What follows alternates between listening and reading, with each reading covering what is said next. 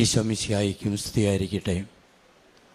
എൻ്റെ പേര് ഫാദർ മാത്യു ഏലന്താനം. ഞാൻ ക്ലരീഷ്യൻ സഭാംഗമാണ്. ഇപ്പോൾ ബാംഗ്ലൂരിൽ നോയിഷറ്റ് ഹൗസിൽ ശുശ്രൂഷ ചെയ്യുന്നു. ഏതാണ്ട് 31 വർഷം ഞാൻ ആന്ധ്രാപ്രദേശിൽ ജോലി ചെയ്തിരുന്നു. അതിനുശേഷം 6 വർഷം ബാംഗ്ലൂരിൽ ജോലി ചെയ്യുന്നു. ഞാൻ ഈ ഉടമ്പടി എടുക്കുവാൻ കാരണം, ആദ്യം ഉടമ്പടി എടുക്കുന്നത് 2023 ജൂലൈ മാസം 13-ാം തീയതിയാണ്. അതിന് മുൻപ് 2019 എനിക്കൊരു മോട്ടോർ സൈക്കിൾ ആക്സിഡൻ്റ് ഉണ്ടാവുകയും എൻ്റെ വലതുകാല് 3 സ്ഥലത്ത് ഒടിയുകയും അതിനുശേഷം അത് സെപ്റ്റിക് ആവുകയും ഡോക്ടർ പറഞ്ഞു കാല് ആംപിറ്റ്യൂട്ട് ചെയ്യണം, മുറിച്ച് കളയണമെന്ന് പറഞ്ഞു. ആ സമയത്ത് 38 ദിവസം ഞാൻ ഹോസ്പിറ്റലിലായിരുന്നു. ആ സമയത്ത് ജോസഫ് അച്ഛൻ്റെ ധ്യാനത്തിൽ കൂടുകയും യൂട്യൂബിലെ കൂടുകയും അതിനുശേഷം ഈ സാക്ഷ്യങ്ങളെല്ലാം കേൾക്കുകയും ചെയ്യുമായിരുന്നു. അപ്പോൾ ഞാനൊരു പ്രാർത്ഥനയായിട്ട് മാതാവിനോട് പറയാറുന്നു, മാതാവേ എൻ്റെ കാല് മുറിച്ചു മാറ്റാൻ അങ്ങ് അനുവദിക്കരുത് എന്ന്. എൻ്റെ പ്രാർത്ഥന മാതാവ് കേട്ടു. അതിനുശേഷം എനിക്കിവിടെ വരണമെന്നുണ്ടായിരുന്നു, പക്ഷേ എനിക്ക് സാധിച്ചില്ല. അതിനുശേഷം 2023 ജൂൺ മാസം 5-ാം തീയതി എനിക്ക് ഭയങ്കരമായിട്ട് വയറുവേദന ഉണ്ടാവുകയും ബാംഗ്ലൂർ സെൻറ്റ് ജോൺസ് മെഡിക്കൽ കോളേജിൽ 20 ദിവസം അഡ്മിറ്റ് ആവുകയും ചെയ്തു. വയറുവേദന കുറഞ്ഞു കഴിഞ്ഞപ്പോൾ എൻ്റെ ഹീമോഗ്ലോബിൻ വളരെ താഴെയാവുകയും 6.4 വരെ ആവുകയും ചെയ്തു. അപ്പോൾ ഡോക്ടേഴ്സ് പെട്ടെന്ന് ബ്ലഡ് ട്രാൻസ്ഫ്യൂഷൻ നൽകുകയും അതിനുശേഷം ഡോക്ടർ പറഞ്ഞു 6 വരികയാണെങ്കിൽ കോമയിലേക്ക് പോകാനുള്ള സാധ്യതയുണ്ട്, അതുകൊണ്ട് വളരെ ജാഗ്രതയായിരിക്കണമെന്നും. അതിനുശേഷം എല്ലാ ടെസ്റ്റുകളും അവർ ചെയ്തെങ്കിലും എന്തുകൊണ്ടാണ് എൻ്റെ ഹീമോഗ്ലോബിൻ കുറഞ്ഞു പോകുന്നതെന്ന് മനസ്സിലാക്കാൻ സാധിക്കുന്നില്ല. എല്ലാ ടെസ്റ്റുകളും ചെയ്തു, എല്ലാം നോർമൽ. അതിനുശേഷം 20 ദിവസം കഴിഞ്ഞ് ഡോക്ടർ എന്നെ ഡിസ്ചാർജ് ചെയ്തിട്ട് പറഞ്ഞു 2 ദിവസം കഴിഞ്ഞ് വരിക, നമുക്ക് ബോൺ മാറോ ചെയ്ത് നോക്കാം. അതിലൂടെ ഈ റെഡ് ബ്ലഡ് സെൽസ് എങ്ങനെ നശിക്കുന്നു എന്ന് കണ്ടുപിടിക്കാൻ സാധിക്കുമായിരിക്കാം. ഒരു പക്ഷേ ക്യാൻസറിൻ്റെ എന്തെങ്കിലും ആരംഭം ഉണ്ടായിരിക്കാം എന്നാണ് ഡോക്ടർ അപ്പോൾ പറയാനിടയായത്. ആ 2 ദിവസം കഴിഞ്ഞിട്ട് ഇപ്പോൾ ഡോക്ടർ പറഞ്ഞു 2 ദിവസം കൂടെ നിങ്ങൾ വെയിറ്റ് ചെയ്യുക. അപ്പോഴും എല്ലാ ദിവസവും 2 പോയിൻ്റ് വെച്ച് കുറഞ്ഞുകൊണ്ടിരിക്കുകയാണ് ഹീമോഗ്ലോബിൻ. അതിനുശേഷം ഞാൻ ചെല്ലേണ്ട ദിവസം വന്നു കഴിഞ്ഞപ്പോഴേക്കും എൻ്റെ അമ്മയ്ക്ക് അസുഖമാവുകയും ഞാൻ പെട്ടെന്ന് വീട്ടിൽ പോവുകയും ചെയ്തു. വീട്ടിൽ ചെന്ന് ജൂലൈ 3-ാം തീയതി എൻ്റെ അമ്മ മരിക്കുകയും അതിനുശേഷം ഒരു സെക്കൻഡ് ഒപ്പീനിയൻസിന് വേണ്ടി കോട്ടയം കാരിതാസ് ഹോസ്പിറ്റലിൽ ഞാൻ അഡ്മിറ്റ് ആവുകയും 5 ദിവസം അവിടെ കിടക്കുകയും അപ്പോൾ ഡോക്ടേഴ്സ് പറഞ്ഞു എന്തുകൊണ്ടാണെന്നുള്ള കാരണം ഞങ്ങൾ കണ്ടുപിടിക്കാം എന്ന് പറയുകയുണ്ടായി. പക്ഷേ 5-ാം ദിവസം ഡോക്ടർ പറയുകയാണ് എല്ലാം നോർമലാണ്, എവിടെയും ഈ ബ്ലഡ് ലീക്ക് ആവുന്നതായിട്ടൊന്നും കാണുന്നില്ല, അതുകൊണ്ട് എന്താണ് കാരണമെന്ന് ഞങ്ങൾക്ക് മനസ്സിലാക്കാൻ സാധിക്കുന്നില്ല, അതുകൊണ്ട് ബാംഗ്ലൂർ തിരിച്ചു പോകുമ്പോൾ അവിടെ വെച്ച് ഉടൻ തന്നെ ബോൺ മാറോ ചെയ്യുക എന്ന് അദ്ദേഹം നിർദ്ദേശിക്കുകയും ചെയ്തു. അതിനുശേഷം ഞാൻ ഡിസ്ചാർജായി വീട്ടിലേക്ക് പോരുന്ന വഴിക്ക് എൻ്റെ അനിയൻ ജോസ് ചോദിച്ചു, അച്ഛന് എൻ്റെ കൂടെ നാളെ കൃപാസനത്തിൽ വരാൻ സാധിക്കുമോ എന്ന്. എനിക്ക് കാര്യമായിട്ടുള്ള വിശ്വാസമൊന്നുമില്ലായിരുന്നു. കാരണം എന്താണെന്ന് ചോദിച്ചു കഴിഞ്ഞാൽ കൃപാസനത്തെപ്പറ്റി പലപ്പോഴും നെഗറ്റീവായിട്ട് ഞാൻ കേട്ടിട്ടുണ്ടായിരുന്നു. ഇതൊരു ഫ്രോഡാണ്. അതുപോലെ തന്നെ പലരും പറയുമായിരുന്നു അവിടെ നടക്കുന്നതെല്ലാം ഈ സാക്ഷ്യങ്ങളും എല്ലാം ഫ്രോഡാണ്, വെറുതെ പറയുന്നതാണ് എന്ന്. പക്ഷേ അനിയൻ ചോദിച്ചു കഴിഞ്ഞപ്പോൾ ഞാൻ ഒരു മടിയും കൂടാതെ പറഞ്ഞു ഞാൻ പോരാമെന്ന്. അങ്ങനെ ജൂലൈ മാസം 13-ാം തീയതി ഞാൻ ഇവിടെ വരികയും ഞാൻ ഉടമ്പടി എടുക്കുകയും ചെയ്തു. ഉടമ്പടി എടുക്കുന്നതിന് മുൻപ് 1-ാം നിലയിലെ റൂമിലേക്ക് പോകുമ്പോഴേക്കും എൻ്റെ മനസ്സിലുണ്ടായിരുന്ന ഒരു ഡൗട്ട് എന്താണെന്ന് ചോദിച്ചു കഴിഞ്ഞാൽ ഇതായിരുന്നു, ഈ ഉടമ്പടി എടുക്കുന്നത് ദൈവവും മനുഷ്യനും തമ്മിലാണ്. പിന്നെ എന്തുകൊണ്ടാണ് ഈ മരിയൻ ഉടമ്പടി എന്ന് പറയുന്നത് അത് എനിക്കൊരു വലിയ ഡൗട്ടായിരുന്നു, ഒരു സംശയമായിരുന്നു. കാരണം സ്ക്രിപ്ചറലായിട്ട് നോക്കിയാലും അബ്രാഹവും ദൈവമായിട്ടും ഇസ്ഹാക്കും ദൈവമായിട്ടും യാക്കോബും ദൈവമായിട്ടും അതുപോലെ തന്നെ മോസസും ദൈവമായിട്ടുമാണ് ഉടമ്പടി എടുത്തിരിക്കുന്നത്. പിന്നെ എന്തുകൊണ്ടാണ് മരിയൻ ഉടമ്പടി എന്ന് പറയുന്നത്? അതുകൊണ്ട് ആ ഹോളിൽ പോയി ഞാൻ ഇരിക്കുമ്പോൾ അച്ഛൻ്റെ ആദ്യത്തെ ടോക്കിൽ പറയുകയാണ്, നിങ്ങൾ വിചാരിക്കുമായിരിക്കും എന്തുകൊണ്ടാണ് മരിയൻ ഉടമ്പടി എന്ന് പറയുന്നതെന്ന്. നിങ്ങൾ മാതാവുമായിട്ടല്ല ഉടമ്പടി നടത്തുന്നത്, നിങ്ങൾ ദൈവവുമായിട്ടാണ് ഉടമ്പടി നടത്തുന്നത്. മാതാവ് നിങ്ങൾക്ക് വേണ്ടി മധ്യസ്ഥം വഹിക്കുക മാത്രമാണ് ചെയ്യുന്നത്. അതുകൊണ്ട് ദൈവവുമായിട്ടുള്ള ഒരു ഉടമ്പടിയാണ് നിങ്ങൾ നടത്താൻ പോകുന്നതെന്ന്. ഇത് കേട്ടപ്പോൾ എൻ്റെ സംശയങ്ങളെല്ലാം ആ നിമിഷത്തിൽ മാറുകയും അപ്പോൾ മുതൽ എനിക്ക് ഉള്ളുരുകി പ്രാർത്ഥിക്കുവാനുള്ള ഒരു അനുഗ്രഹം ദൈവം നൽകുകയും ചെയ്തു. അന്ന് ഉടമ്പടി എടുത്തതിന് ശേഷം നേരെ വീട്ടിൽ പോയി. പിറ്റേ ദിവസം രാവിലെ ഇൻ്റർസിറ്റി എക്സ്പ്രസ്സിന് ഞാൻ ബാംഗ്ലൂർക്ക് പോയി. അപ്പോൾ ഇവിടെ ഉടമ്പടി എടുക്കാൻ വന്ന ദിവസവും അതുപോലെ തന്നെ ബാംഗ്ലൂർക്ക് പോയ ദിവസം 2 ദിവസം മാത്രം ഞാൻ ബ്ലഡ് ടെസ്റ്റ് ചെയ്തില്ല. കോട്ടയം കാരിതാസ് ഹോസ്പിറ്റലിൽ നിന്നും 12-ാം തീയതി എന്നെ ഡിസ്ചാർജ് ചെയ്യുമ്പോൾ എൻ്റെ ഹീമോഗ്ലോബിൻ 7.8 അങ്ങനെ ഞാൻ ജൂലൈ 15-ാം തീയതി 2023 ജൂലൈ 15-ാം തീയതി ഞാൻ ബാംഗ്ലൂരിൽ സെൻറ്റ് ജോൺസ് മെഡിക്കൽ കോളേജിൽ ചെന്ന് എൻ്റെ ബ്ലഡ് ടെസ്റ്റിന് വേണ്ടി കൊടുത്തു. 9:30 ആയപ്പോൾ ഡോക്ടർ എന്നെ പ്രത്യേകമായിട്ട് വിളിച്ചു കഴിഞ്ഞിട്ട് അപ്പോൾ ഞാൻ പറഞ്ഞു ഇങ്ങനെ സെക്കൻഡ് ഒപ്പീനിയന് വേണ്ടി ഞാൻ കാരിതാസ് ഹോസ്പിറ്റലിൽ പോയായിരുന്നു. എൻ്റെ ചാർട്ടെല്ലാം കാണിച്ചു കൊടുത്തു, ഈ ബ്ലഡ് എന്തുമാത്രം കുറഞ്ഞിട്ടുണ്ടെന്നും എല്ലാം. അത് കഴിഞ്ഞിട്ട് അദ്ദേഹം നോക്കിയിട്ട് പറഞ്ഞു, അച്ഛൻ കാരിതാസ് ഹോസ്പിറ്റലിൽ നിന്നും ഡിസ്ചാർജ് ചെയ്യുന്ന ദിവസം 7.8 അത് ഇന്ന് 8 ആയിട്ടുണ്ട്, 2 പോയിൻ്റ് കൂടിയിട്ടുണ്ട്. അതുകൊണ്ട് 2 ദിവസം കൂടി വെയിറ്റ് ചെയ്യുക, അതിനുശേഷം ബോൺ മാറോ ചെയ്യാം എന്ന്. അന്ന് മുതൽ എല്ലാ ദിവസവും ഞാൻ വേറെ മരുന്നുകളോ ഒന്നും ഞാൻ കഴിച്ചില്ല. അന്ന് മുതൽ എല്ലാ ദിവസവും 2 പോയിൻ്റ് വീതം കയറിയാണ് ചെയ്തത്. ഇന്ന് കഴിഞ്ഞ വെള്ളിയാഴ്ച ഞാൻ ചെയ്ത് കഴിഞ്ഞപ്പോൾ കാണുന്നത് 14.7 എൻ്റെ ഹീമോഗ്ലോബിൻ. ദൈവം ചെയ്ത ഈ വലിയ അനുഗ്രഹത്തിന് ദൈവത്തിന് യേശുവിനും അതുപോലെ തന്നെ മാതാവിനും വളരെയധികം നന്ദി പറയുന്നു. അതുപോലെ തന്നെ വേറെ ഞാൻ ഉടമ്പടി പുതുക്കിയ സമയത്ത്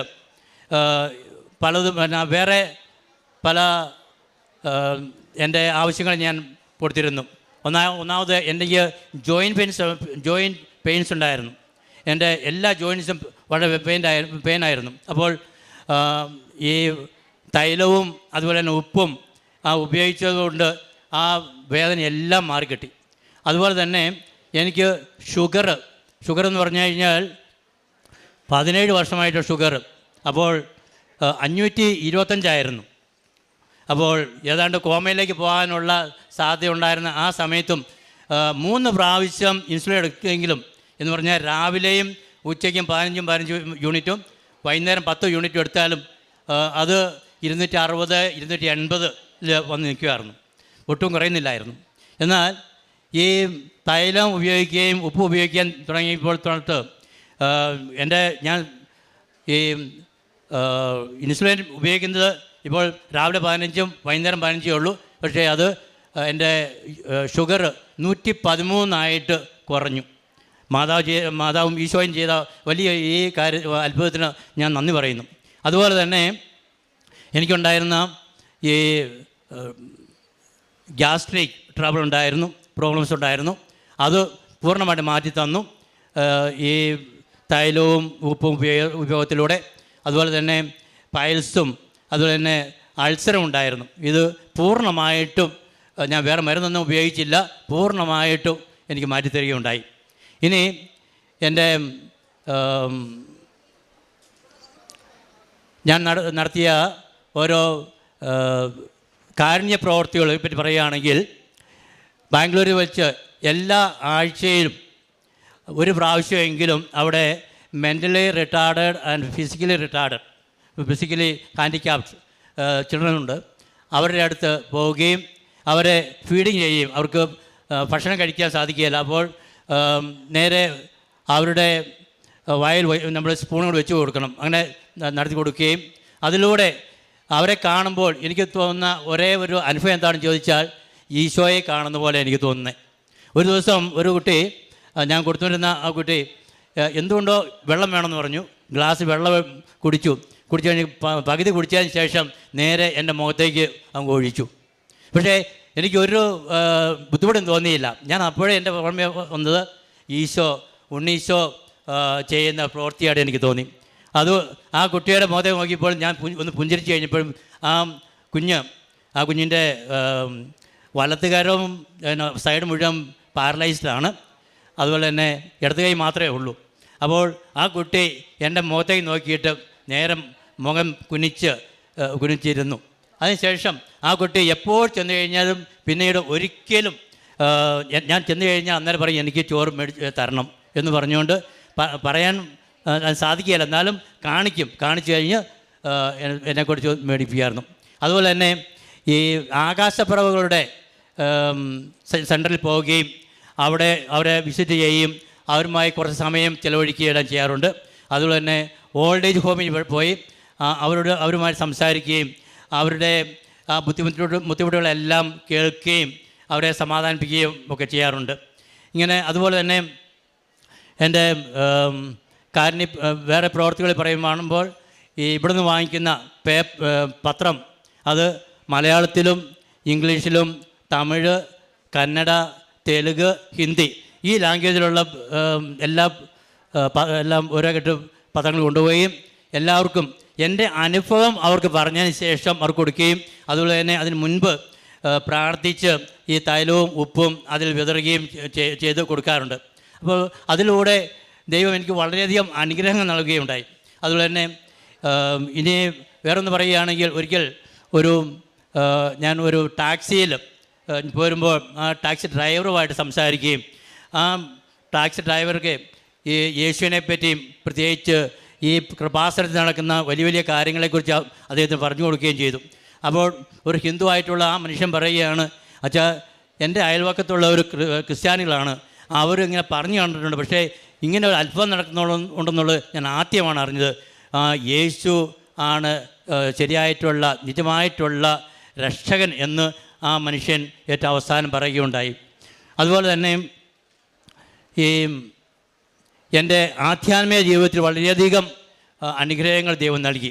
പ്രത്യേകിച്ച് ഞാൻ 6 കാര്യങ്ങൾ എഴുതിയതിൽ ഒന്ന് പരിശുദ്ധാത്മാവോടെ നിറയ്ക്കണമെന്നും, രണ്ടാമത്തെ വിശുദ്ധിയിലും വിശ്വസ്തയിലും വളരെ വളരാൻ തരണമെന്നും, ഇത് രണ്ടും വെച്ചതിന് ശേഷമാണ് എൻ്റെ ഹീമോഗ്ലോബിൻ നോർമലാക്കി തരണമെന്നും, ഷുഗർ, BP, കൊളസ്ട്രോൾ ഇതെല്ലാം നോർമലാക്കി തരണമെന്നും ഞാൻ എഴുതി വെച്ചത്. അപ്പോൾ ദൈവം എനിക്ക് ഇതിനു വേണ്ടി വളരെ അനുഗ്രഹം നൽകുകയും അതുപോലെ തന്നെ ഞാൻ വിശ്വബലി അർപ്പിക്കുമ്പോൾ ഭക്തിയോടുകൂടി അർപ്പിക്കുവാനുള്ള അനുഗ്രഹം ദൈവം എനിക്ക് നൽകി. അതുപോലെ തന്നെ